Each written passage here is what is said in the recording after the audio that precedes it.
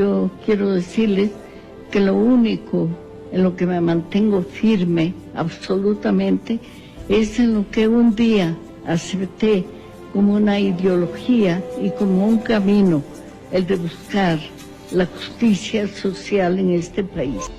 Nela Martínez Espinosa fue la primera mujer diputada que estimuló la creación de múltiples sindicatos, la creación de la Confederación de Trabajadores de Ecuador y de la Alianza Femenina Ecuatoriana. Incansable luchadora en Ecuador, se opuso firmemente a la entrega de la base militar de Manta a los Estados Unidos, amiga de Cuba.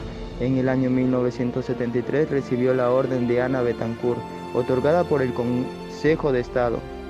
La Nela, como la llamaba afectuosamente el pueblo ecuatoriano, nació el 24 de noviembre de 1912 en la provincia de Cañar, en el sur de Ecuador, hija legítima de César Martínez Borrero, de ideología conservadora, propietario de la mejor casa de la plaza principal de la población de Cañar, y de Enriqueta Espinosa, mujer de múltiples cualidades, de temperamento dulce y afectuoso, y una gran lectora. Creció en Coyoctor oyendo el lao que lanzaban los indígenas cada vez que había eclipse de luna, y los gritos de angustia cuando los azotaban en el patio de la casa de la hacienda, la octava de una familia larga, de 15 hermanos criados con todas las comodidades de la época. Estudió la primaria en la escuela de las monjas Catalina de Cañar, y en 1924 fue enviada interna al Colegio de los Sagrados Corazones de Cuenca, donde solo le permitían salir una vez al mes. En el año 1928, sin poseer conocimientos de pedagogía, con solo 16 años de edad, la ecuatoriana Nela Martínez Espinosa se convirtió de forma inesperada en profesora, en una escuela para niños pobres. El cariño que sentía por aquellos pequeños de la ciudad de Ambato le impedía abandonarlos. Fue en esa localidad situada en el centro de Ecuador donde lideró una huelga de trabajadores ese mismo año y se abrazó al trabajo del pequeño núcleo de comunistas. Se iniciaba así su intensa carrera de militante y activista. En 1935 fue nombrada representante de Cañar, en la primera organización de unidad de izquierda que se reunió en Quito, junto a Dolores Cacuango. Constituyó la Federación Ecuatoriana de Indios, la primera escuela indígena de enseñanza de Quito. En 1941 integró el grupo de los organizadores del Comité del Movimiento Popular Antitotalitario, antinazi, cuyo objetivo era combatir la propagación de las ideas fascistas en Ecuador. Un año más tarde inició la publicación del periódico antinazi, que vio la luz hasta 1944.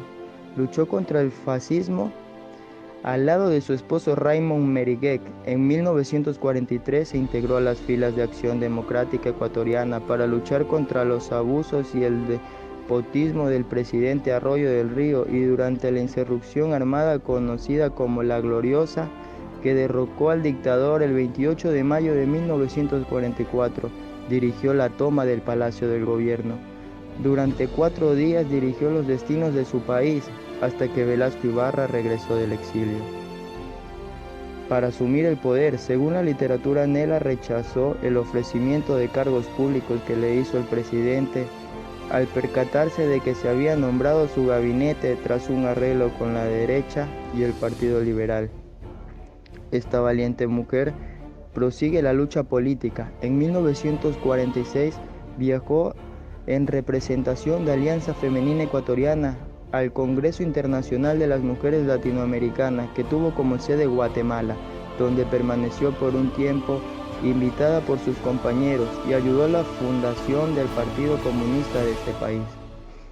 En 1947 recorrió varias naciones centroamericanas donde dictó numerosas conferencias para organizar a las mujeres y fue testigo de la dictadura que sufrían algunos países.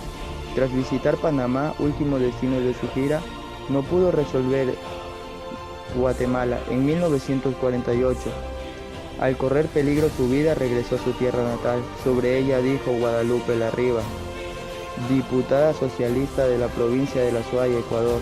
Quienes tuvimos el privilegio de conocerla sabemos que toda esa luchadora irreductible e incaudicable estaba inspirada en su condena sin contemplaciones al capitalismo y al imperialismo, pero también y sobre todo en su convicción de que era posible construir un nuevo Ecuador y una América Latina distinta, basada en los principios de la paz, la fraternidad y el trabajo creador, su incansable lucha por la justicia social, la inigualdad de género, la soberanía de los pueblos, hacen que sea elegida delegada al primer Congreso de la Paz, que se realizó en París, Francia, en 1949. Permaneció un año en Europa, donde participó en la Federación de Mujeres de varios países europeos, en la Organización de las Mujeres Antifascistas y por la recolección de firmas contra la amenaza de la guerra atómica. En la década de los 50 formó el Frente Popular Ecuatoriano, a través del cual estimuló y lideró movilización nacional en protesta por el alza del pasaje del transporte público en Quito.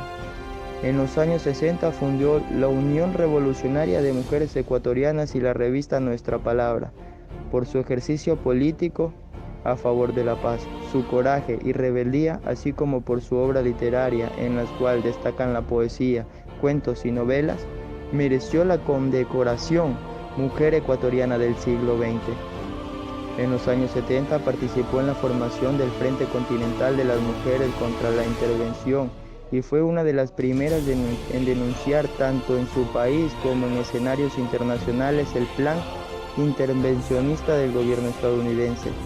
Incansable luchadora, en Ecuador se opuso firmemente a la entrega de la base militar de Manta a los Estados Unidos de Norteamérica. Su solidaridad con Cuba se hizo presente, antes y después del triunfo de la revolución. En la revista Nuestra Palabra, la defensa de la isla contra el criminal bloqueo comercial y financiero de la isla de Estados Unidos. Las amenazas de guerra fueron temas permanentes de denuncia. En el año 1977, junto a Manuel Benjamín Carrión y otros intelectuales, fundó el Instituto Cultural José Martí.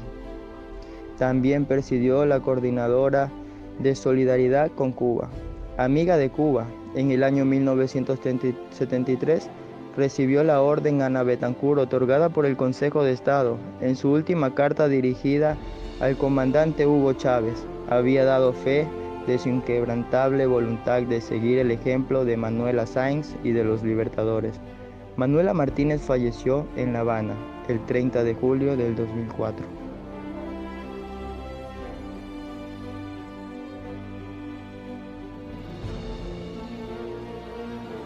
Nosotros, los sobrevivientes, aprendimos, yo en una escuela de monjas, a amar las hazañas de Bolívar y sus ejércitos de patriotas.